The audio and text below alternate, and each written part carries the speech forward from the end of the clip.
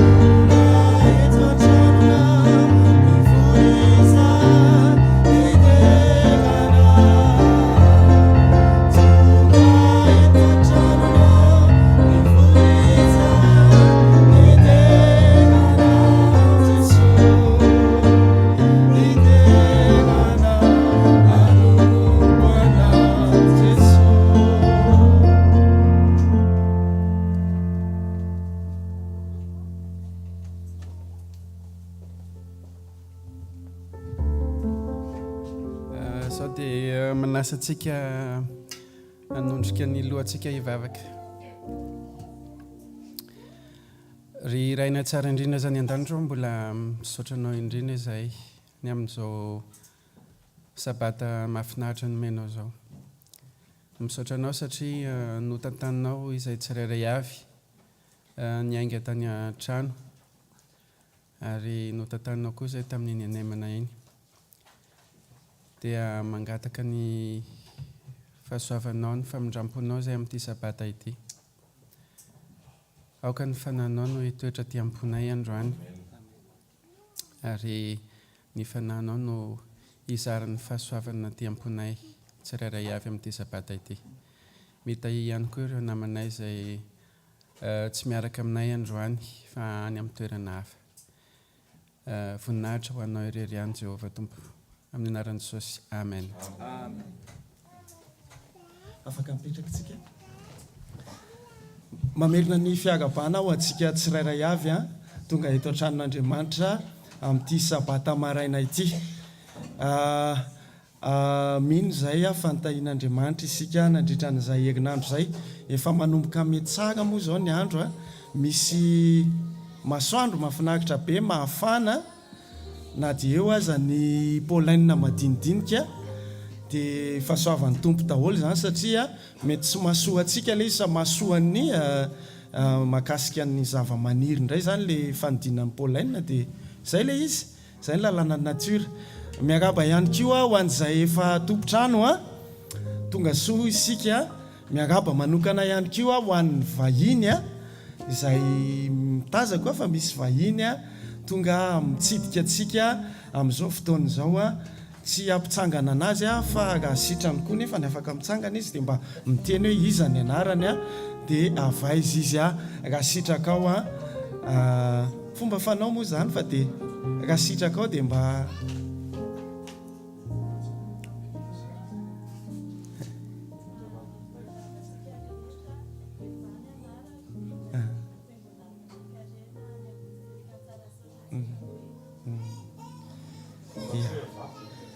faly miaraba-neva avy any amin'ny fiangonan'ny Vinany-Karena district Anatsirabe a eva moa zany azay tia fantatra anazy dia zokony OCA vavy izy zany a tonga mitsidika atsika eto a amin'ity sabata ity dia tonga soa ato amin'ny fiangonana engany a mba azo ny sosiny fitahian'Andriamanitra ianao amin'izao fitsidianao a ny fiangonana Masetela izao toy izantsika ny fideranan'Andriamanitra eo fanaovantsika ny hira fa 7:20 hira fa 7:20 Jesosy no asandratro andininy voalosy fa efatra no ataontsika hira fa 7:20 andininy voalosy fa efatra ohatrany le teo ihany ny rahantsika anazy raha sitrakareo a miaranangavantsika hitsangana Jesosy no asandratro voalosy fa efatra Jesosy no asandratro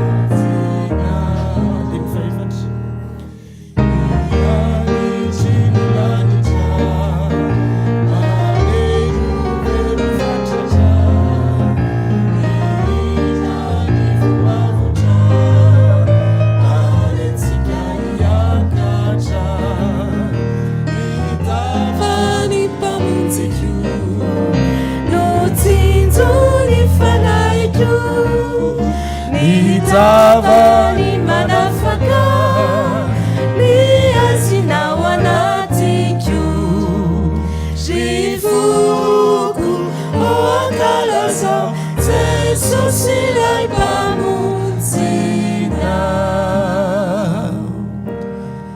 Manasantsika ihany eo am-pitsanganana eo hihitra amin'ny feo mafy arak'izay fanentanina teo sy amin'ny fifaliana satria misy tokoa ny andriamanitrantsika izay efa nandresy efa namela ny otantsika rehetrarehetra dia noho izany rehetrarehetra izany dia tsy mendrika vera mba hika mafy tsika ao anatin'ity iry ity fa tsy amin'ny feo malemilemy dia ndao ataontsika ity iry ity move tsy ho lazaiko andiny voaloha sy faharoa.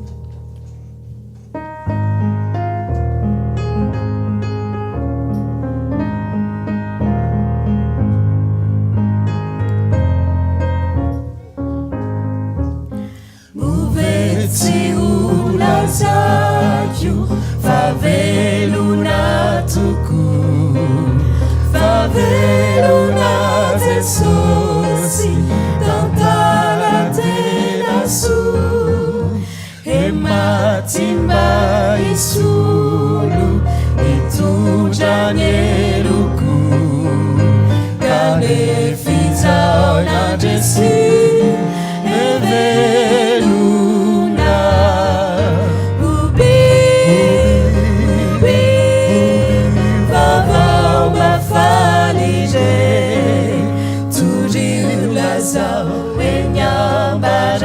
Jesosy velona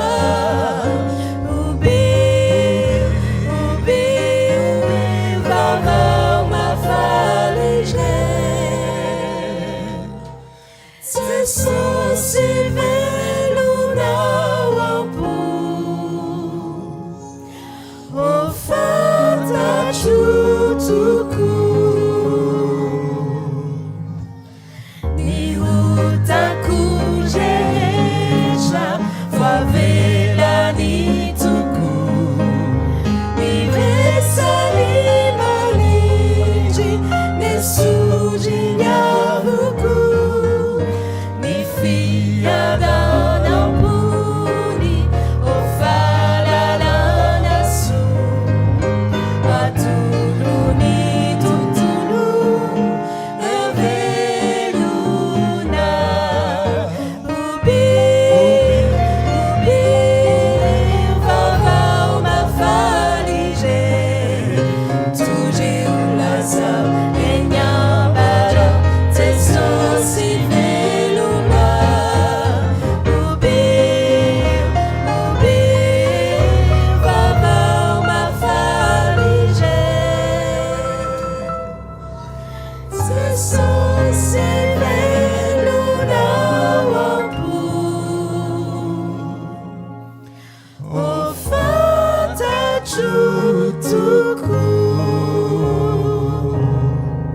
Amen. To dia toizantsika fa ohatra mitovitovy ny fikadon'ireo ireo dia hotoizantsika amin'ny fahaenina zany ny andinin'ny voalohany any no ataontsika eto ry tompo mpamindra fo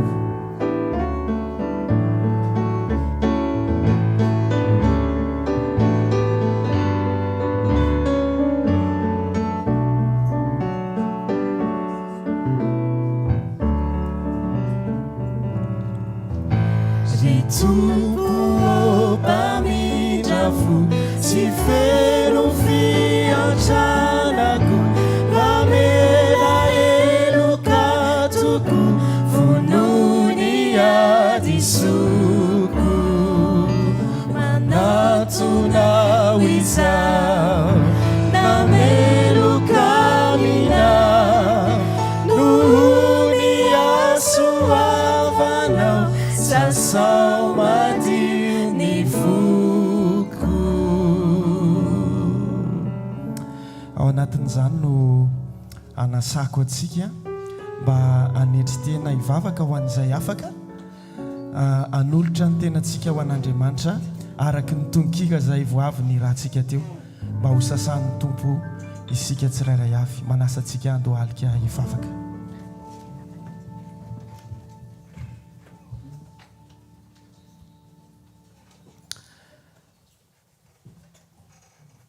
Andriamanitra ranay tsara indrindra sy masina ny an-danitro, milefitra eto anatrehanao ny lohalikay amin'ity sabata masinao ity, satria ianao dia masina ary masina any amin'ny toerana avo indrindra. Ka mino izahay fa tonga manatrika sy mijery an'izao fanompom-pivavahana izay atolotray ho anao izao. Voalohany indrindra Tompo dia mangataka ny famelan-keloka avy aminao izahay, mpanota tsy mendrika, tsy mendrika akory ny anonona ny anaranao, ka dioviny amin'ilay rahasoany Jesosy zanakao ny fahotanay.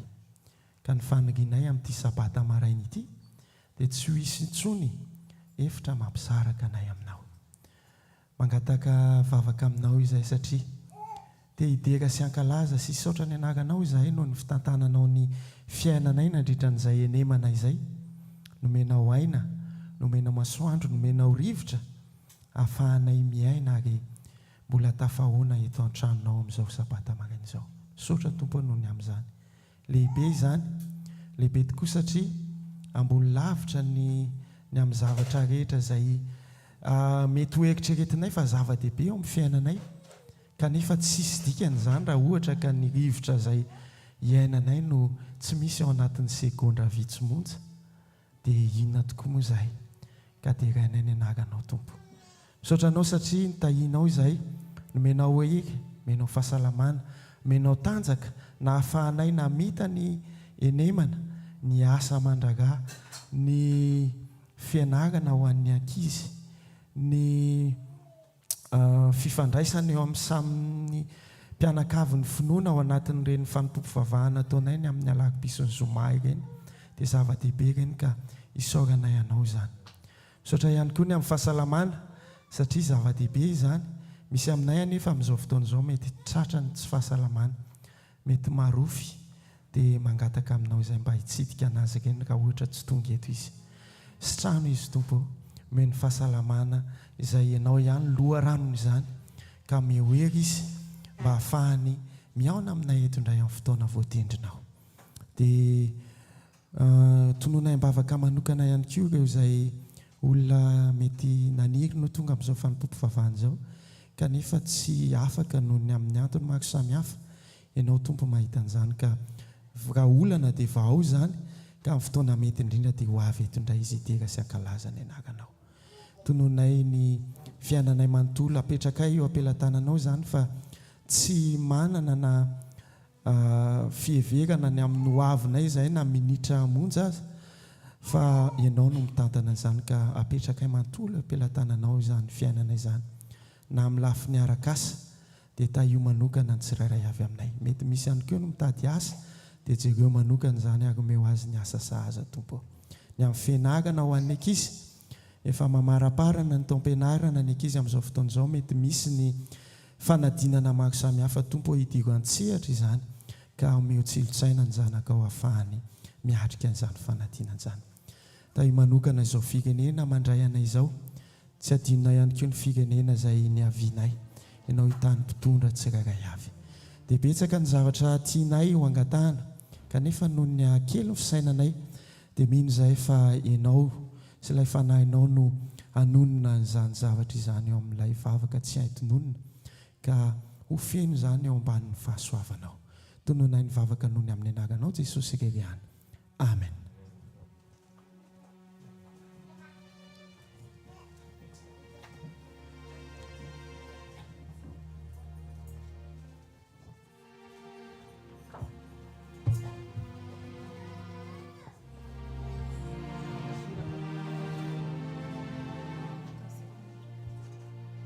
Faly miaraba antsika rehetra indray tratr'izao sabata izao izao tsika dia tonga amin'ny fotoana manokana izay anisany ihany koa anlorantsika fisaorana, anlorantsika fankasitrahana, anlorantsika fanehoam-pitiavana an'Andriamanitra.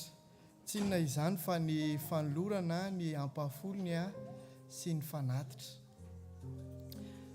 Misy teny eo amin'ny ten'Andriamanitra izay tena fanta-daza ary fantatritsika tsara. ilay miteny hoe fa izay tariany fanan'Andriamanitra no zanak'Andriamanitra. Izay mampatsiatsika mandrakariva fa ny fahaizantsika misaotra an'Andriamanitra ihany koa dia anisan'ny fitariana manokana izay tarian'Andriamanitra antsika, anomezantsika en retour zany an'izay fitahiana sy izay fahasoavana sy izay fiarovana izay omen'Andriamanitra antsika isan'andro.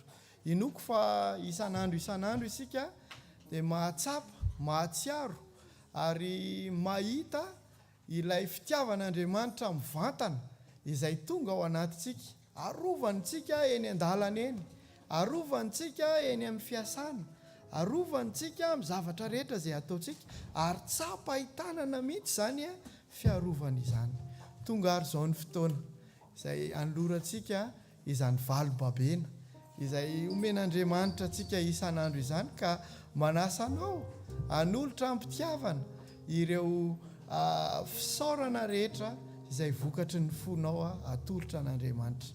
Tsy antery ary anisan'ny zavatra tena mahafinaritra ny an'Andriamanitra. Izy tsy manambitamby, tsy manery.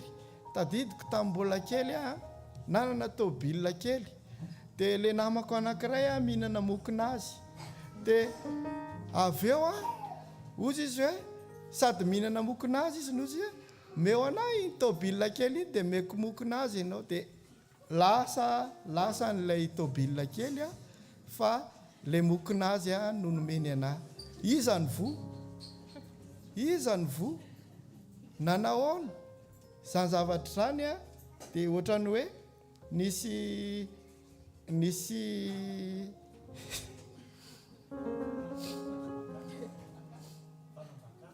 fanambakana.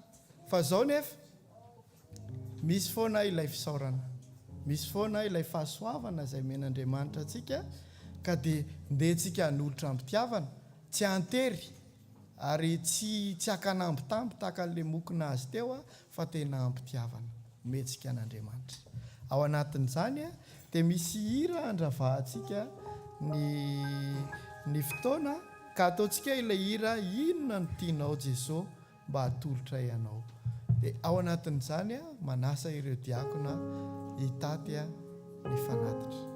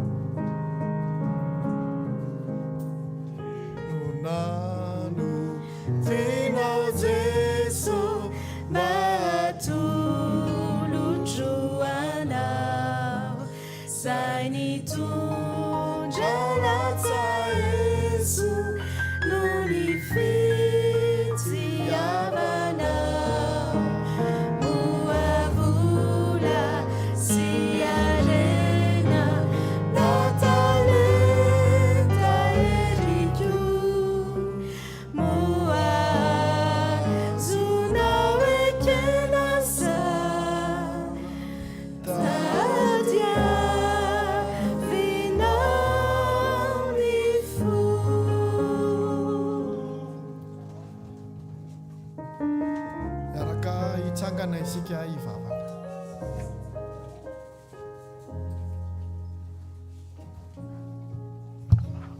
Ary vavakantsika. Andriamanitra mbola misaotra anao satria tahinao izay nandritra n'iny enemana iny tonga eto an-tranonao amin'ity sabata maraina ity. Misaotra noho ny fitahiana manokana no nomenao anay, ary nanao ny fanatitra sy ny ampafolony izahay dia atolotra amin'ny fitiavana tokoa izany, ka raiso Jesosy mba afita be eo amin'ny asanao. Ity sabata maraina ity koa dia atolotra eo anao mba ho sabata feno fifaliana, ho amin'ny anaranao nangatahako izany. Amen.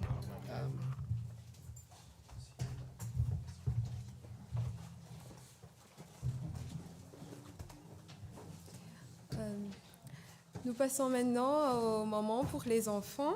Est-ce que les enfants sont là? Bonjour les enfants et bonjour aussi pour les adultes. Alors, aujourd'hui, je vous invite à suivre un chant que vous connaissez peut-être ou pas. Du coup, je vous demande d'être très attentifs car il y a un message pour vous dans les paroles et pas seulement pour les enfants, mais pour nous tous aussi. Donc, je vous invite tous de le suivre du début jusqu'à la fin et après, je demanderai parmi les enfants ce qu'on devra retenir comme leçon. Bon visionnage.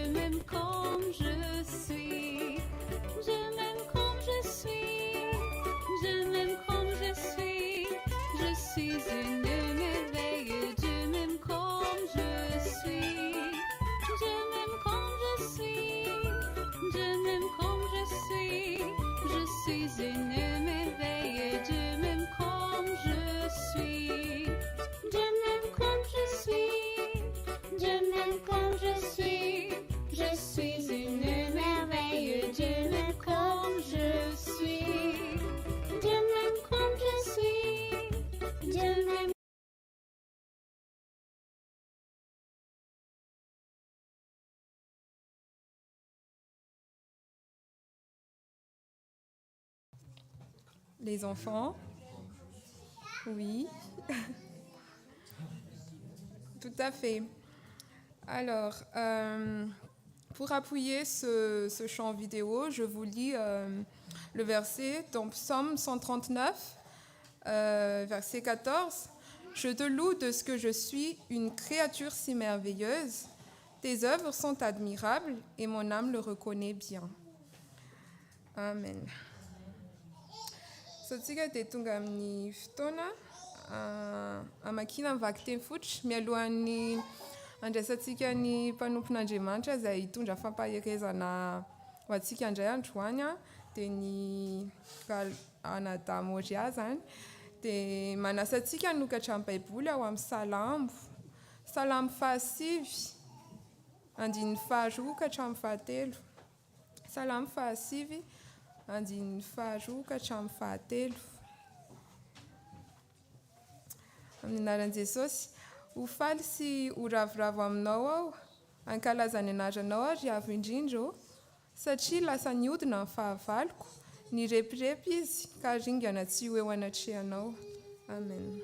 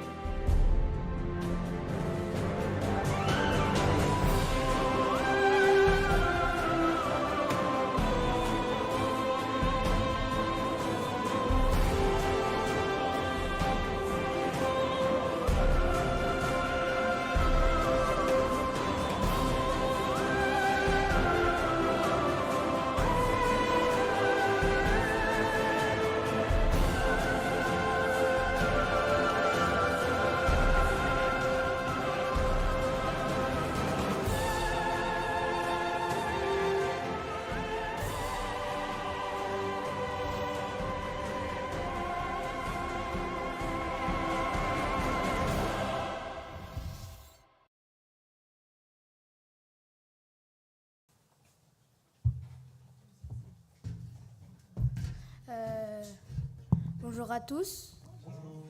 Aujourd'hui, je vais vous lire des psaumes.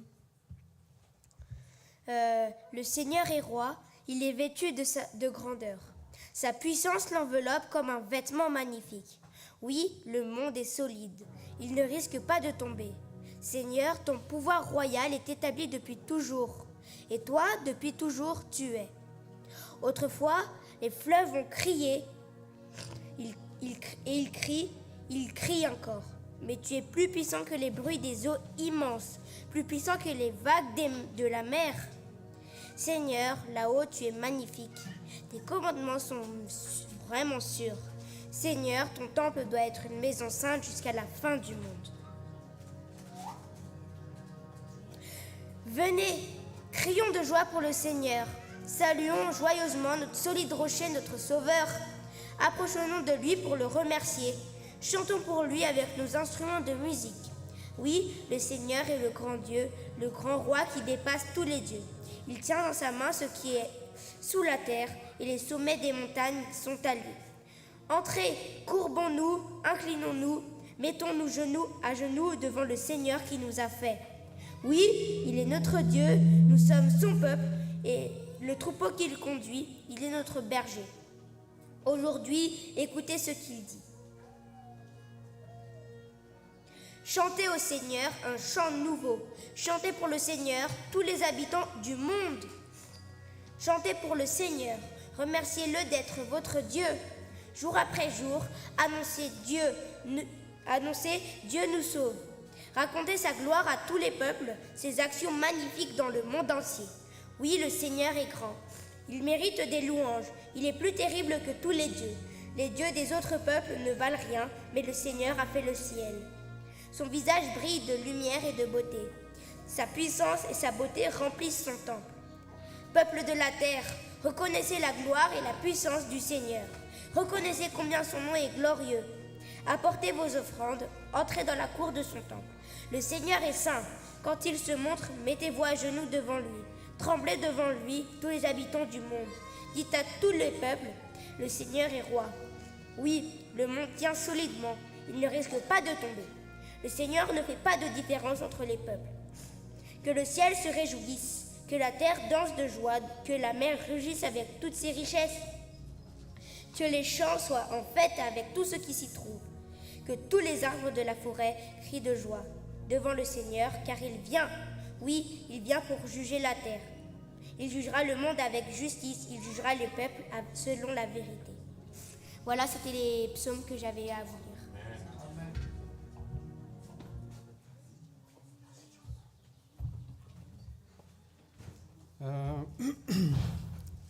Tsy amerina ny araba ntsony angamba fa betsabetsaka izay araba vitantsika izay a. Fa androany dia anontany anareo za hoe nareo koa hoe mba te hisaotra an'Andriamanitra androany. Tsy angano tany anareo izay te hisaotra an'Andriamanitra androany. Amen. Anisan'ny le vidéo générique nalefako tamin'ny voalohany teo iny a, générique ny fiangonana adventiste ao Collonges, hitantsika gratuitement amin'ny YouTube izy iny.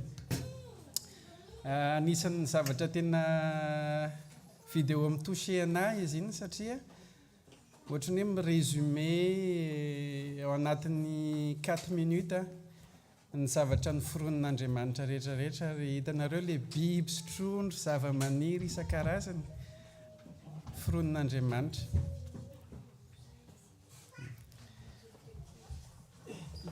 Isan'ny foronon'Andriamanitra.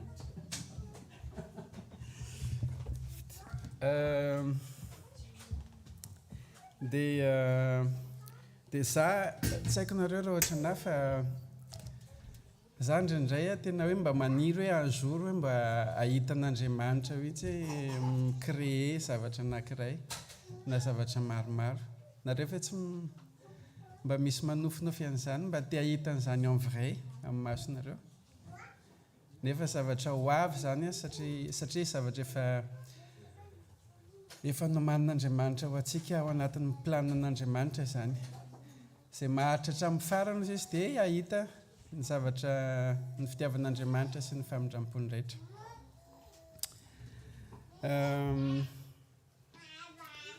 Androany a dia te hisaotra manokana an'Andriamanitra tahaka antsika tsirairay avy satria nandalo fotoana sarotra antsika tamin'ny efa taona maromaro izay nanomboka tamin'ny 2019 tsy nijanona ny zavatra sarotra nisy tamin'izao tontolo izao. Teo ny aretina mandringana, teo ny loza voajanahary, teo ny mety ho accident sy ny acte terrorisme rehetrarehetra.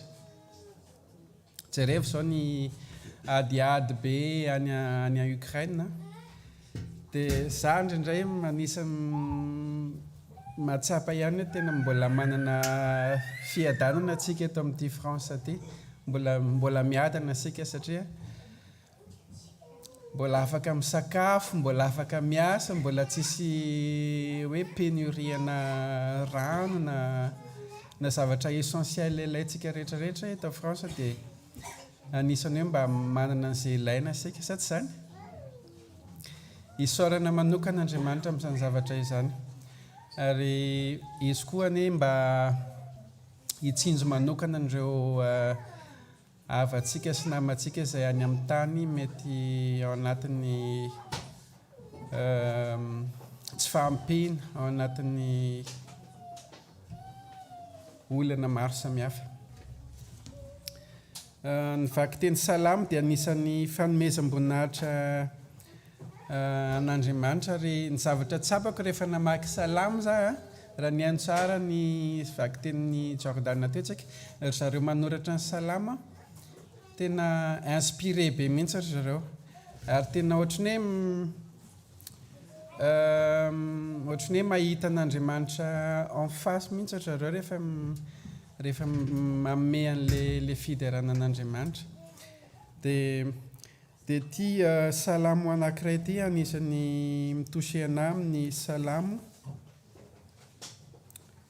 138 izay milaza ny fitiavan'Andriamanitra izy ity. Miala tsiny fa hovakiako aminareo en français satria français sy ohatran'ny mazavazava kokoa dia izao ny dika teny hoe Seigneur, je te dis merci de tout mon cœur. Je te chante devant les dieux. Je me mets à genoux devant ton temple saint. Je te dis merci pour ton amour et ta fidélité. Oui, tu as tenu tes promesses au-delà de ce que nous attendions de toi. Le Seigneur est là-haut, mais il voit les gens simples et les orgueilleux, il les reconnaît de loin. Si je suis très malheureux, tu me rends la vie malgré mes ennemis en colère. Tu étends ta main et tu me sauves par ta puissance. Le Seigneur finira ce qu'il a commencé pour moi. Seigneur, ton amour est pour toujours. N'abandonne pas ce que tes mains ont formé. Salame 138. Efa nieritreretinareo ve zany hoe amour pour toujours. Matetika ny mpifankatia manao vœu hoe amour pour toujours. Amour pour toujours. Fa efa nieritreretinareo ve raha ohatra nareo hoe mifankatia au bout de 10 000 ans raha ohatra zany nareo hoe manana miaina lava be hoe jusqu'à 10 000 ans jusqu'à 10 000 ans ve nareo mbola sûr hoe mifankatia. Oui, c'est sûr 27 10 000 ans, hein? 10 000 ans. Anisan'ny zavatra mampieritreritra anahy izy ity satria izao tsy haiko raha ho vitako tsy resaka anona ty fa au bout de 10 000 ans, je sais pas raha ohatra mbola mitovy ny sentiment ako amin'ny olona anankiray au bout de 10 000 ans. Ela nge zany e? Ela 10 000 ans. Dia izao no mahagaga anahy nefany. Andriamanitra manome teny fikasana fa ho tiantsika c'est pas 10 000 ans fa firy taona ny tiavana éternité. Zany hoe pendant l'éternité zany Andriamanitra tsy miova mihitsy ny sentiment any amintsika. Efa nieritreretinareo ve zany? Il est fidèle. Dieu il est fidèle. Il ne change pas pour l'éternité. Tsy misy hoe un sentiment, un virgule amin'ny anazy miova anatin'ny éternité. Anisany hoe pour décrire cet amour-là, tena hoe j'ai pas de mots. Je sais pas comment expliquer un amour qui peut durer toute l'éternité sans changer en quoi que ce soit.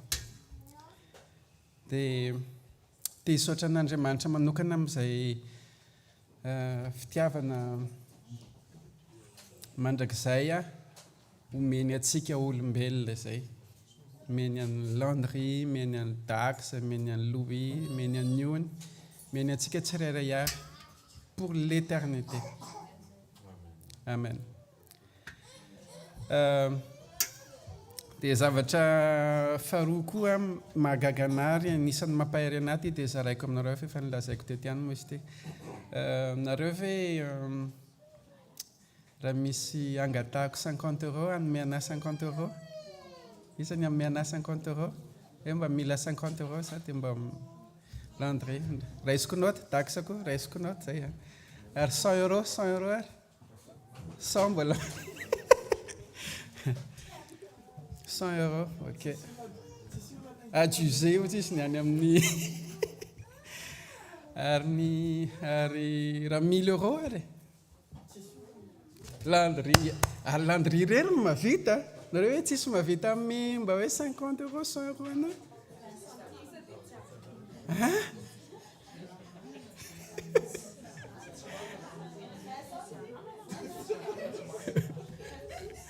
ok dia zao ndray ary fanontaniana mino fa resaka vola sika amoana vy afaka manome daholo dia zao koa ny fanontaniako anareo raha sanatria fa engany ka tsisy zany raha sanatria ka misy zavatra manjoana ohatra hoe aretina rang sanatria zany hoe dia mila rehefa marary moa ny ray dia tsy maintsy raha te ho sitrany ianao dia tsy maintsy soloina ny rang ça veut dire misy olona manome don de rein dia ny fanontaniako anareo ve misy aminareo ve misy afaka manome rein ho ana sanatria tsy compatible io no mavita merci chérie tsy compatible ary raha ohatra atao hoe satria mantsy tsy ianao no miteny hoe tsy compatible fa ny hôpital donc mila manao test et tout mety ho vitanao ihany ve raha compatible sarotsarotry sarotsarotry fa misaotra ny ony satria io ny tonga dia niteny izy hoe za vonona tsisy resaka pourquoi à votre avis parce qu'elle m'aime ça c'est sûr ouais mais c'est surtout ny fitiavany iony sy ny fitiavanareo anahy tsy mitovy elle en a plus pour moi que pour vous c'est normal ny tiako tenena amin'izay dia zao rehefa diniantsika ny don nomen'Andriamanitra antsika tao amin'i Jesosy Kristy mitrety izy Andriamanitra izy nahary an'ireny zavaboary rehetrarehetra reny tsisy manke anazy any an-danitra hoe nankodiny ary mialatsiny amin'ny fiteny gasy tsisy manke anazy any an-danitra dia fa inona ary no tena nahatonga anazy hoe hidiny aty amintsika olombelona aty naka endrik'olona dia nanaiky nanolotra ny tenany ho fanavotana antsika aminahy dia valin'izay dia fitiavana ny baiboly miteny antsika hoe fitiavana ary ny baiboly dia miteny hoe tsy misy fitiavana lehibe noho ny fitiavana nomeny Jesosy il n'y a dans l'univers il n'y a aucun amour aussi grand que cet amour satria izy Andriamanitra nefa nahavita nanolotra ny tenany ho antsika tsirairay avy dia te hideran'Andriamanitra manokana ary mino fa itsika rehetra dia te hisaotra an'Andriamanitra amin'izany fitiavana izany raha miombon-kevitra amiko ianareo dia andaontsika hiaraka hika mafy misaotra anao izay Andriamanitra dia raina mandrakizay ny anaranao amen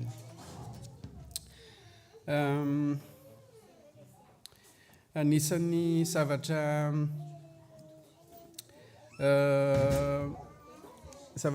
ho tantaraiko aminareo koa dia ny tantaran'ny fianakavianay dadanay sy mamanay dadanay moa zany ny katolika izy raha tsy diso tamin'ny fahatanorana fa izy tsy tena mivavaka mamanay protestante dia rehefa nivadatra zareo dia tsamy tsisy nivavaka satria mety hoe tsisy ny fiangonana na hoe tsisy pasteur dia efa niteraka 7 ary zareo izay moa sivy mianadahy niteraka 7 ary zareo mbola tsy nivavaka efa lehibe zany zareo tamin'izany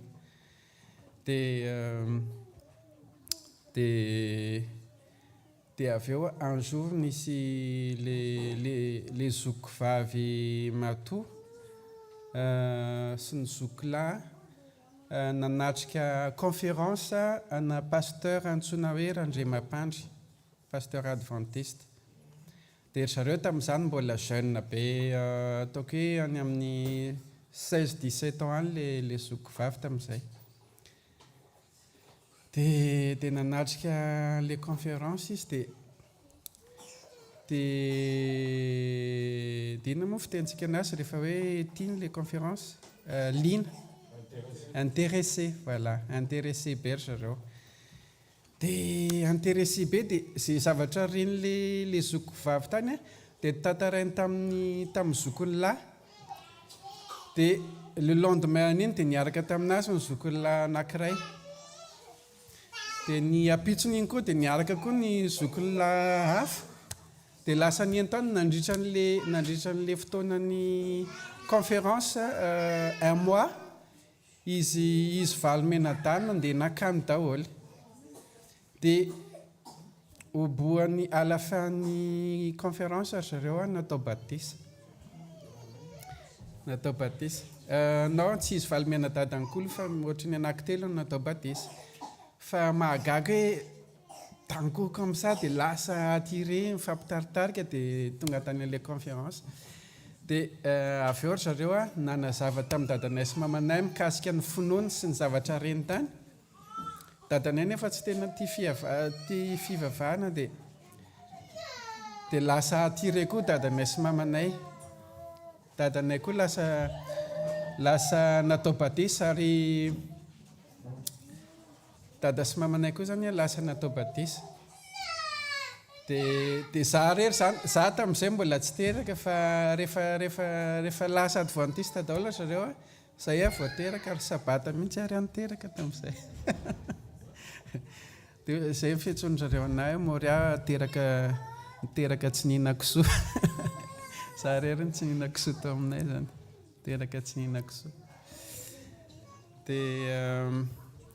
dia lasa adventiste daholo ny tao aminay dia zavatra tiako laza aminareo dia zao misy tantara mitovitovy amin'izay ao amin'ny testamenta vaovao tantaran'ny mpianatry Jesosy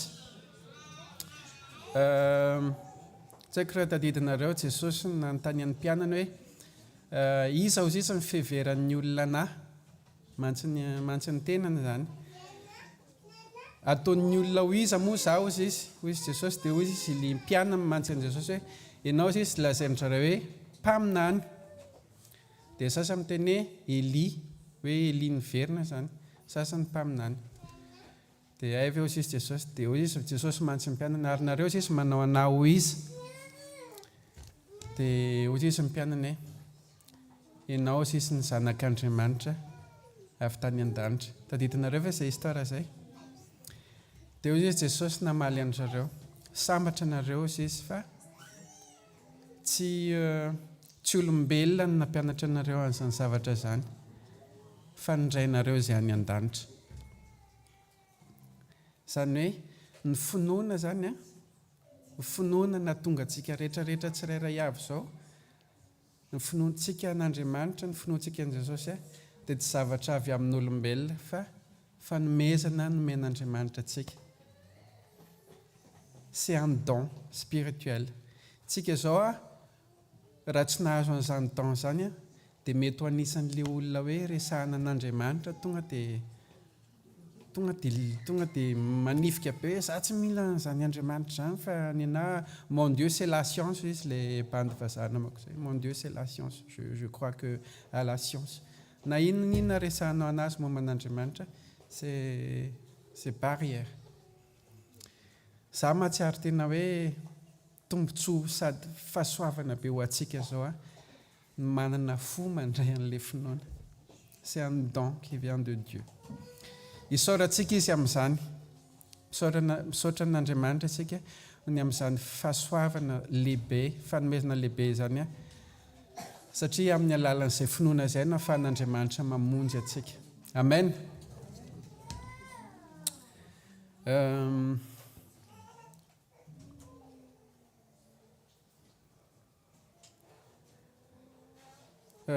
ovakiko ny salamo toko 5 psaume 40 dia hisaotra an'Andriamanitra koa satria namonjy sy nanafaka izy tamin'ny zavatra maro teo amin'ny fiainako dia anisan'ny zavatra touché be anay ihany koa ty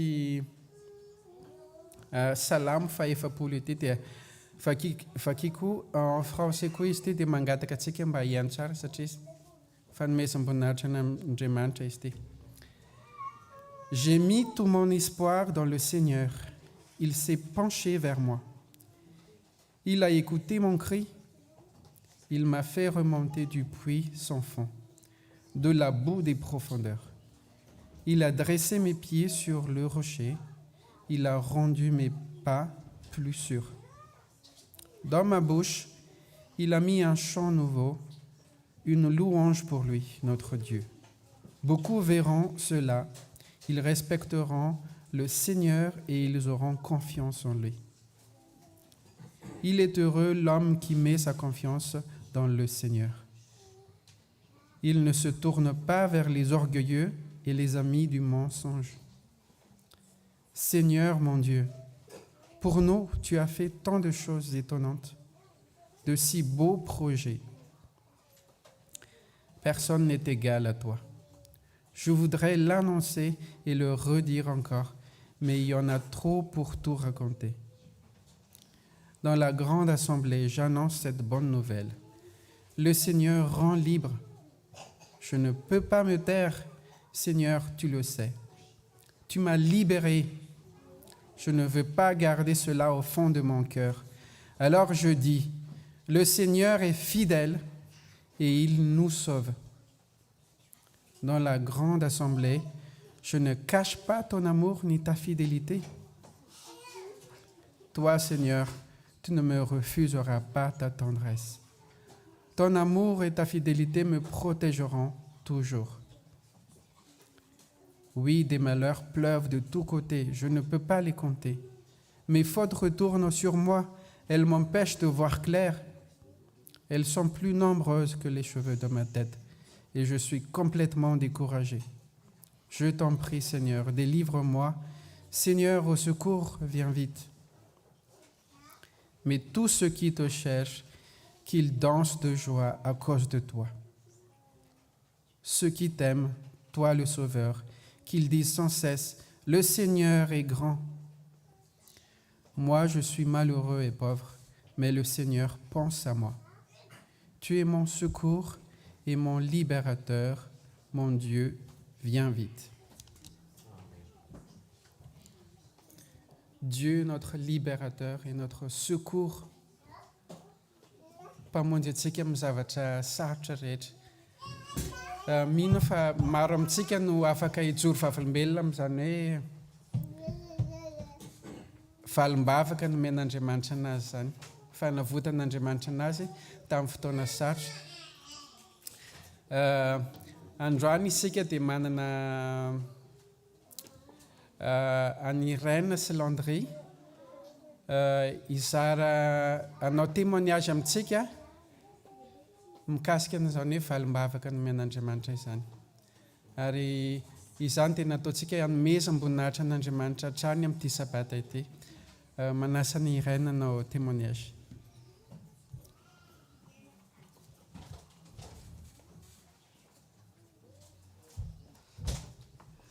Faly miarabantsika tsirairay avy tsy haiko na tokony atao amin'ny teny français ve ho an'ny ankizy sa C'est tianao, c'est mety aminao. Je vais m'exprimer en français pour que chaque enfant puisse m'entendre. Le témoignage que je vais faire. J'étais à la retraite juillet 2018 et nous sommes partis à Madagascar. Et depuis, je n'ai pas regardé, je n'ai pas demandé à ce que mon compte bancaire soit sur Internet, quoi, que je puisse le voir par Internet. Mais c'est simplement là-bas que je l'ai fait. C'était avec grande stupeur que j'ai vu combien de retraites j'avais. 292 € par mois. Seigneur, qu'est-ce que je vais faire? Mais Dieu soit loué, je suis à Madagascar. Avec mes 292 €, j'ai pu aider un étudiant à UAZ. Et j'ai pu aider d'autres personnes. J'ai pu même soutenir l'église avec mes 292 €. Et après, je suis venue en France en février. J'ai réfléchi. Comment vais-je faire? Parce que ma santé, déjà mes médicaments à Madagascar, c'est introuvable. Ça coûterait très cher. J'ai dit, je ne reviens pas à Madagascar. Je ne reviens plus là-bas. Parce que ici, je ne paie rien, même pas 1 euro. Je dis, Madagascar, c'est fini. J'arrête. Je peux venir là-bas pour quelques instants, peut-être. Et c'est fini. 2018, 2019, 2020, 2021, toujours avec 292 euros. Ben, je ne sais pas, qu'est-ce que... Je vois votre tête, c'est incroyable. Mais avec l'aide de Dieu, j'ai pu encore aider le jeune qui est à Madagascar et je vais plus soutenir encore d'autres familles avec mes 292 euros. C'est possible, avec l'aide de Dieu. Mais après, j'ai dit, mais Seigneur, je peux encore faire quelque chose. Parce que là où je suis, dans le village où nous sommes, j'ai pu faire des heures de ménage. En étant payé à 10 euros l'heure. Je dis qu'il n'y a pas de problème, j'ai encore la force. Alors j'y vais. J'étais bien apprécié. Après, je ne sais pas quand est-ce que j'ai prié. Seigneur, au secours, parce que ça ne va pas durer, ça. Ça ne va pas durer. Non, mais ce qui est sûr, c'est que je ne me suis pas prostré à chaque moment, crier vers Dieu. Mais Dieu, il a entendu. Et ce qui vraiment, c'est formidable. Ici, beaucoup de gens à Collonges savaient que je vais arriver. Je n'étais même pas au courant. Je ne savais même pas où est-ce que je vais aller, ni comment je vais vivre. Mais eux, ils savaient, Dax, il savait déjà, c'était quel jour, 15 décembre. Lui, il savait déjà que je serais ici à Collonges, à Saint-Julien. Je n'étais même pas au courant. Je dis, Seigneur. Et même quand j'ai entendu la nouvelle, en une semaine, j'étais déjà parti ici. Je dis, waouh, Seigneur m'a ouvert une grande porte là. Mais je ne sais pas, Dieu sait pourquoi je suis ici. Mais toujours avec 292 euros. Comment vais-je faire payer le loyer qui coûte 650 euros? Mais Dieu pourvoit. Comme avec Abraham, Dieu pourvoira. Je n'étais pas inquiète, hein. Soyez-en sûrs. Je ne me cassais même pas la tête. Hein. Il y a toujours à manger, il y a toujours... Dieu pourvoira. Le loyer, Dieu pourvoira. Et puis, c'est ce qui énerve ma fille. Je ne suis pas inquiète. Non, non. Ah, maman, elle me bouscule à faire telle chose, telle chose. Je dis non, ce n'est pas la voix de Dieu. Je ne réponds pas. Parce qu'elle est très rapide pour regarder dans Internet les offres d'emploi. Mais je ne bronche même pas. Mais maman, regarde, il y a plein d'offres là. Regarde, va chez Top Nounou, c'est comment déjà, quelque chose comme ça. Il y en a plein. Non, je ne bronche pas. Elle s'est énervée contre moi, mais alors là, elle est énervée à mort. Hein? Parce qu'elle, dès qu'il y a une occasion, hop, dit non, non, ça c'est pas moi. Quand c'est pas la voix de Dieu, je bouge pas. Mais quand je sais que c'est la voix de Dieu, vous me voyez déjà là-bas, loin, loin, là-bas. Parce que c'est la voix de Dieu. Moi, je fonctionne comme ça. Alors donc, j'arrive ici le 16 janvier. Tout le monde est au courant, sauf moi. Et voilà. C'était un lundi, on m'a proposé l'appartement. J'étais en crédit. J'étais fascinée. Tout de suite, j'ai pris en vidéo. C'était incroyable. Moi, je m'attendais à 4 murs. J'étais prête à dormir par terre avec une petite couverture. Que vois-je? Le lit est déjà là, les assiettes sont déjà là, les couverts sont déjà là. Tout est déjà là. Je dis, Seigneur, merci pour ce palais. Je ne m'attendais pas à ça. C'était trop, trop pour moi. Amen. Moi qui n'avais rien, rien du tout. Alors là, absolument rien. Il a pourvu à tout. Je dis, Seigneur, je n'ai plus besoin d'acheter quoi que ce soit. Avec mes 292 euros, je peux même faire beaucoup d'économies. Mais Dieu, il pourvoit à tout. Il m'a envoyé dans une structure, France Service. Mais c'est eux qui se sont débrouillés pour moi, à racler les fonds de l'État. Et même, j'étais normalement retraitée de l'Éducation nationale, ils ne m'ont rien donné. C'est France Service qui se débrouille pour aller monter vers qu'est-ce qui se passe avec elle. En fait, CARSAT n'a rien fait. Eux, ils savaient. Mais moi, j'étais seulement au courant maintenant que l'Éducation nationale n'a jamais payé ma retraite. Ni la Côte d'Ivoire, c'est pareil. Bon, écoutez, Seigneur, je ne m'inquiète pas, tu pourvois à tout, Dieu soit loué, vous me voyez toute radieuse. Amen. Parce que c'est Dieu qui pourvoit. Amen. Amen.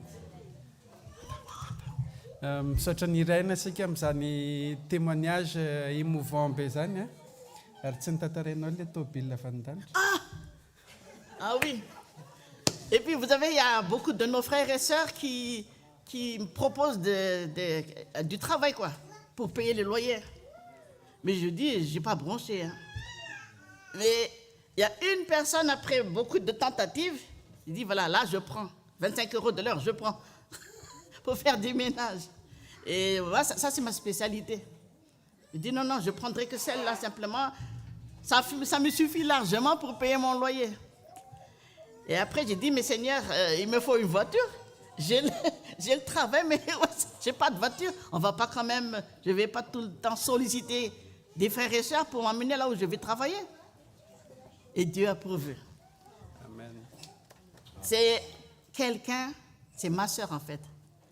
Elle a perdu son mari le 5 février et elle a pensé à moi.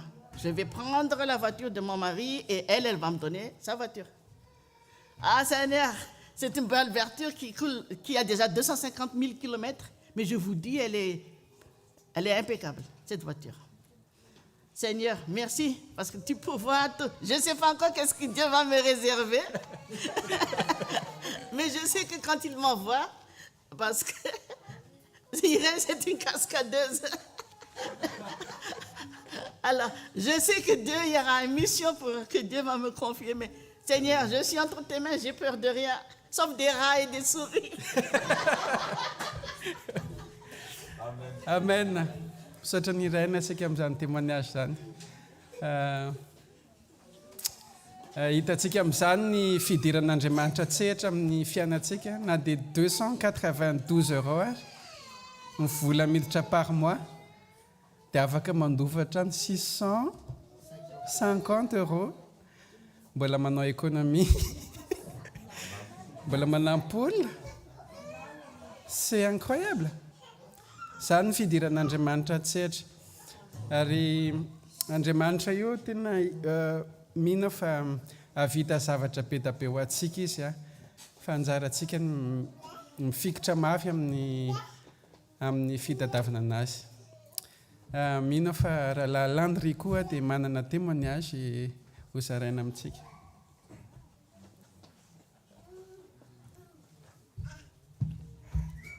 Ny fahalmerabantsika rehetra indray indrindra ho antsika ny atokantrano manerana ny tany mijery an'izao fandarana fanompopo vavahana zao. Ty fijoana vavolombelona ty dia isaorako an'Andriamanitra, isaorako any Rahalahy Moray fa saika nataoko tamin'ny toroteniko izy ity tamin'ny anniverseran'ny Rahalahy Dax. Amin'ny anniverserako anao izy mitoriteny dia teneno izay tianao tenenina. Izy matadidiny anniverseran'ny Rahalahy Dax aloha eto, ankoatra ny vadiny. 19 mars. Enjany olo enjany vady koa raha hitadidy anniverseran'olona. Dia saika nataoko tamin'ny 19 mars izy ity fa misaotra ny Rahalahy Moray ny teny tamiko tamin'ny herin'ny androany hoe afaka manao fijoana vavolombelona ve ianao. 7 taona zao mbola tsy niditra hôpitaly mihitsy na indray mandeha aza raha tsy tamin'ny Desambra. Na indray mandeha aza fa za niditra hôpitaly nangamaty ny Covid. Mora ny miteny rehefa tsy tratra ny Covid hoe tsisy dikany ihany fa ny antso an'ny Rahalahy Dax amin'ny 4 maraina. Izy amin'io avy nanatitr'olona tany Paris, dia ny andarana izy mody aty dia miantso koaka nandritra ny adiny 4 tsy mijanona ny antso Samy tsy mety tonga ny Samy. Ozy izy ny Samy hoe Samy hoanitsika izay manaraka ny atokantrano tsy eto andafy dia le service d'urgence zany, ambulance. Ny antso ny Samy ny Samy mbola koaka be fotsiny ianao fa mbola arisaina tsara, mbola tsy safotra zay tsy ho avy. Rehefa safotra zay vao ozy izy rehefa le vadinao no miantso tonga fa safotra izay zay vao tonga. Eny raha ny antso ny Rahalahy Dax, rahalahy iangaviako anao aza mody tsony avy any Paris fa tonga dia eto any amin'ny hôpital Le Chal. Ok ozy Dax zay mahafinaritra ny oralahy io dia fa eny tantara lava be ny amin'iny fa mahafinaritra dia nentiny rahaladaksa tany amin'ny hopitany kohaka tsy akijanona tonga teo amin'le service d'urgence tonga dia ny atsapy eo amin'le any iny dia tsy natentsony tonga dia nirofony zareo zany anaranao zaraka voateniko ny anarako pièce d'identité tonga dia oxygène zaraka voateny hoe covid tonga teo amin'ny service d'urgence dia natony zareo daholo ny rehetrarehetra scanner avy hatrany fantatra zareo hoe tena enjany izy ity dia vady aman-janako any an-trano za sady mangataka amin'Andriamanitra arovy fa za zanakao ary arovy mivady aman-janako ny zanako mbola kely ny vadiko mbola eo dia sady latsaka ny ranomaso mitaraina amin'i Jehovah rehefa izay dia vita teo ny scanner dia potika 60% ozy izy ny poumon-nao 48 heures zany zavatra teneniko anareo zany za hoe avy nanao vaccine sy anna deuxième dose dia taritina moa za voaka avy eo amin'le scanner sy ny anatrehitra jereo izy ireo olona miandro raha taratra sakadiny ianao izy dia jereo miandro feno le couloir feno olona voan'ny covid rakotra taraina mitomany mikikika manopa ny sasany maninona tsy karakaraina sy any atsasakadiny zany ho any nananako raha tsy zany dia tsy fantatro ny avarako oxygène tonga dia 10 litres tsy haiko nahazo ntsika an-tsaina zany hoe oxygène 10 litres tonga dia eo janona ny 2 andro tao amin'le salle satria service d'urgence tsy afaka mampijanonanao ela zay izy fa service d'urgence ity fa jereo reto olona reto eny ivelan'ny trano amin'izany eny an-dalatsara ny olona ny tsaboana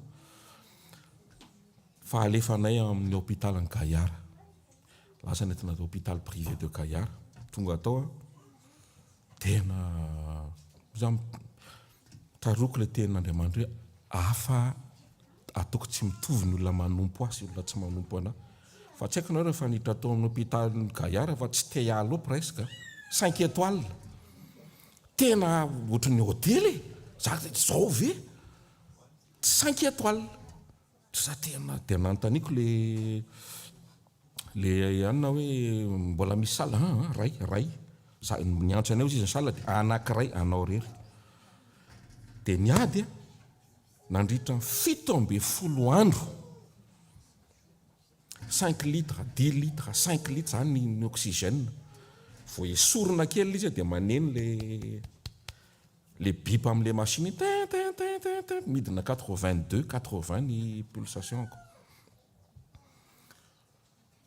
dia ny olona moa zany efa hoe namana be deaibe ny any am-piasana satria za mifandray amin'ny vidéo foana amin'ny WhatsApp dia efa mitomany efa lasy le ria hoe efa vita zany landry fa zany efa tao anatiko tao serein be ny antony ozy izy nareo dia misy olona mivavaka ho an'ny tena vady aman-janako voalohany indrindra raha tapo amiko fa ny akoatran'izay dia misy olona ato amin'ity fiangonana ity mba tsy tenako hoe fiangonana ray manontolo sy namana hatrany États-Unis eran'ny farany tany mobilisation générale mba hoe hivavaka ho an'ny tenako dia tao anatin'izay 17 andro zay dia 48 heures no tena hoe critique niady ohatran'le niady ny Jakoba tsy avelako anao Jesosy raha tsy mitaha raha tsy manasitrana ana 48 tena miady amin'ny fahafatesana efa any ambany any fa tena tsy misy mialy eto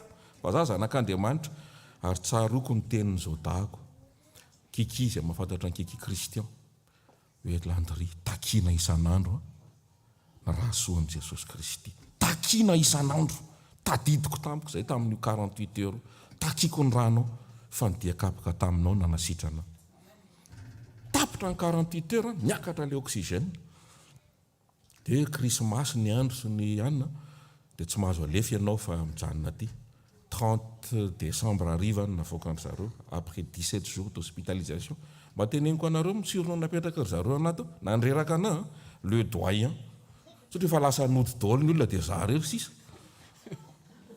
za veo mba sironao mba apetraka le doyen des passions izy. Quelle ironie. Dia satria za farany tamin'ny olona nitsaboana Covid dia za nahatra 17 jours 7 andro. Inona ny lesona tsoahako tao anatin'izay noho ny efa hoe ody dia mbola mijanona 5 mois tsy miasa tao an-trano. Vaingana kely miverina miasa ao an-trano ary mbola tsy 100% fa 50% télétravail. Zay ny tsy nahafahako nanao an'izao témoignage zao tamin'ny 19 mars satria mbola sous oxygène tao an-trano. 5 volana tsy niditra am-piangonana. 7 ny fidirako am-piangonana androany sabata 7. Te hisaotra an'Andriamanitra. Saotra an'Andriamanitra fotsiny tsy hangataka ninina. Tsy hangataka ninina. Fa hisaotra fotsiny tena misaotra. Fa betsaka ny namako na tany Madagasikara na mpiara-miasa na tatia maty. Ary misy efa tafavoakotra anazy zao dia tonga dia miasa be sy mireraka dia maty.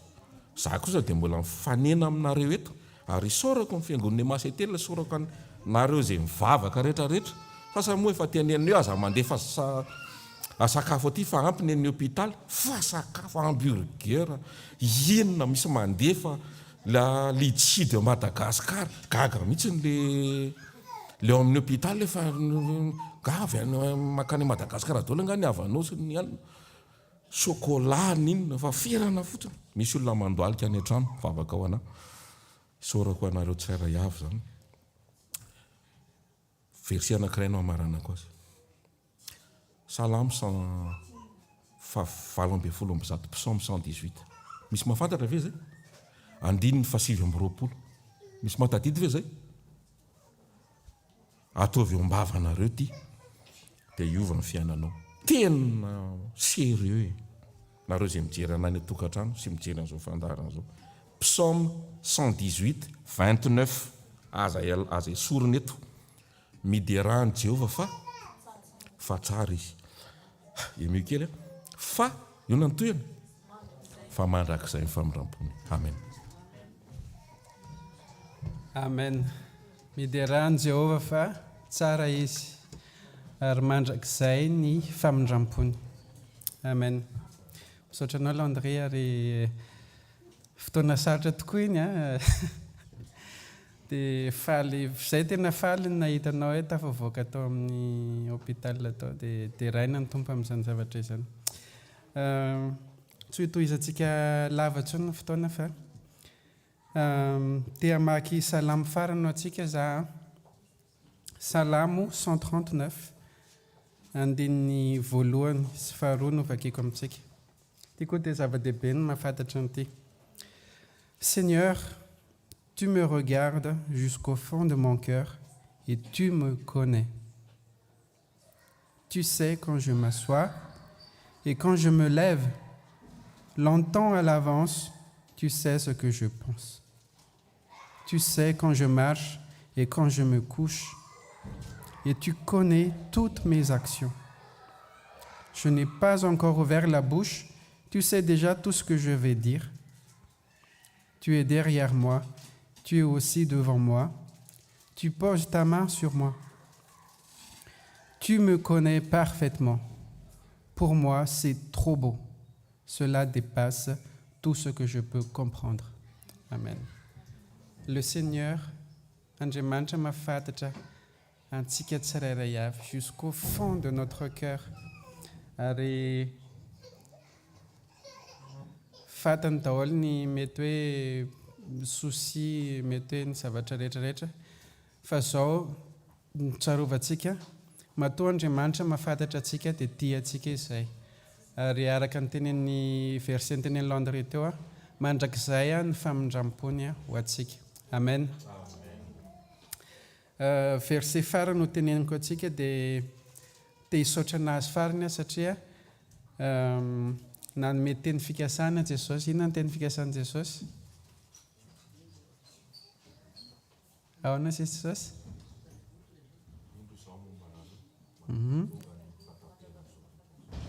Ok. Solange? Ok. Ankoatran'izay? Super, oui. Oui, Jésus fait que votre cœur ne se trouble pas. Ayez foi en Dieu, ayez aussi foi en moi. Dans la maison de mon Père, il y a beaucoup de demeures. Si ce n'était pas vrai, je vous l'aurais dit. En effet, je vais vous préparer une place. Lorsque je vous aurai préparé une place, je reviendrai et je vous prendrai avec moi, afin que vous soyez, vous aussi, là où je suis. John 5:12. Misaotra an' Jesosy tsika satria lasa ny an-danitra izy nanino manana fitoerana. Dia rehefa vita le fitoerana mino fa efa presque vita. Dia ho avy indray izy. Ary tsika zao angambany hafa tsisy mahafantatra ny fotoana moa fa angambany amin'ny fotoana iainantsika zao no fotoana iavian'i Jesosy. Dia isaorana izy satria ho avy hanafaka antsika amin'ny problème rehetrarehetra izay rehetrarehetra fahorinana azo antsika teto amin'ity tany ity sy tantara lasa sy zavatra vaovao sy fiainana vaovao no manin'Andriamanitra ao antsika. Izao tsika dia hiaraka hiteny farany misaotra anao amin'ny fona rehetra izay Andriamanitra amin'ity sabata ity.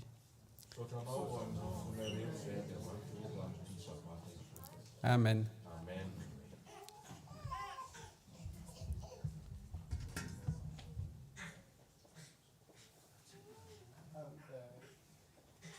Mbola misy hira kay no manay azafady.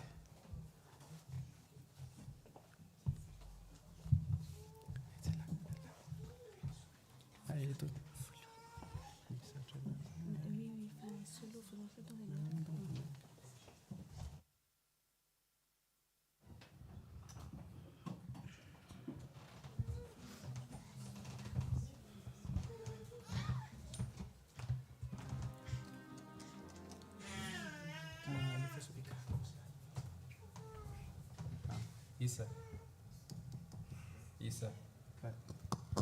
Oi, mano.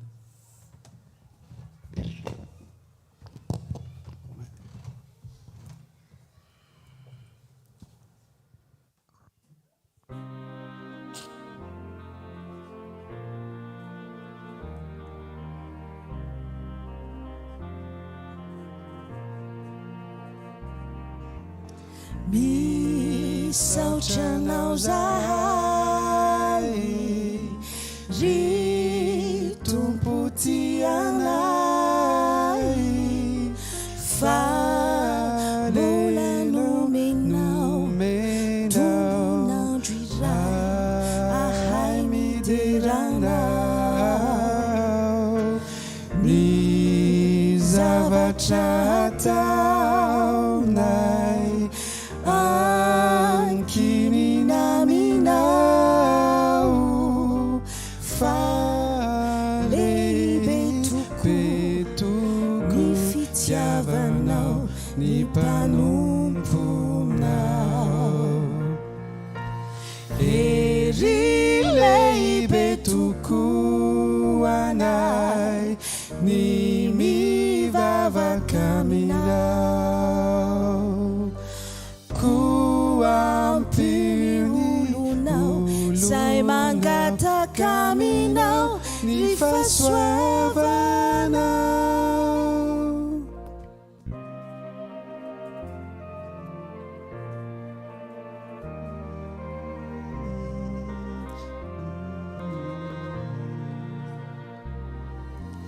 Misaotra anao zahay, ry Tompo ty anay, fa mbola nomenao tombonandro iray hay mideranao,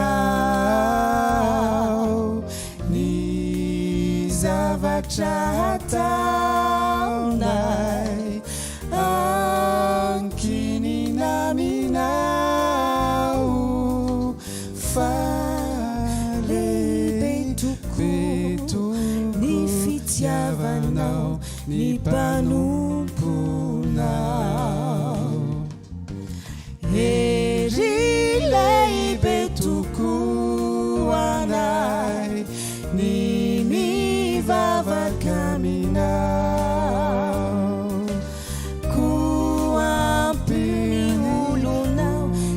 mangataka aminao ny fahasoavanao hery lehibe tokoa anay ny mivavaka aminao koa ampio ny olonao zay mangataka aminao ny fahasoavanao.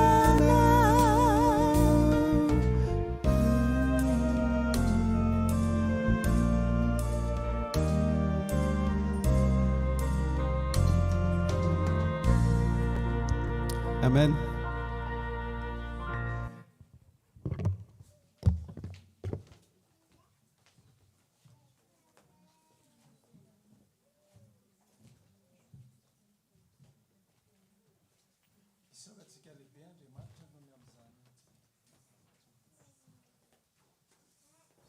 Isaorantsika lehibe Andriamanitra noho ny amin'izany afatra mafonja izany a miampy an'ireo fitsagoana vavolombelona izay norenisitsika teo dia gaina tokoa Andriamanitra noho ny fahasoavany isaotra anazy mandrakariva isika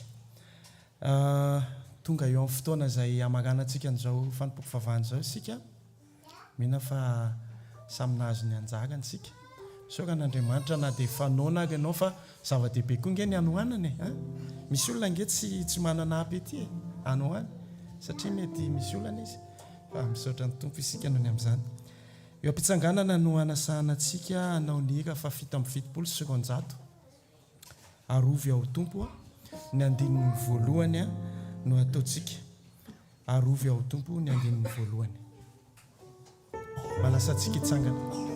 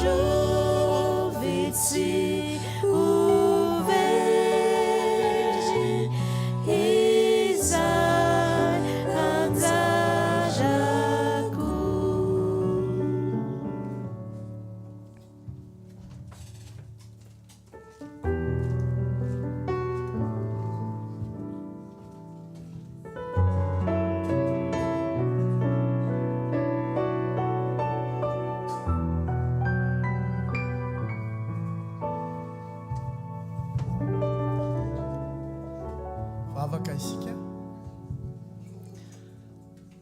Andriamanitro fisaorana lehibe miezinezina miavosa makadiry no atolotra ianao amin'izao sabata izao tsapanay tompo ny fitiavana lehibe izay omenao anay asehoanao anay isan'andro ny fahagagana ny fitondranao ny lalana izay alehanay isan'andro raha eo maro ny nahatsapa izay rehetrarehetrareto samy nahatsapa avokoa izany fitiavana izay omenao anay isan'andro izany saotra tompo satria tia anay ianao saotra koa no ny amin'ny teninao izay mampatsiahy anay isan'andro ny amin'izany fanehoana fisaorana ny amin'ny fitiavana izay atolotra ao anay izany koa tehirizo ao am-ponay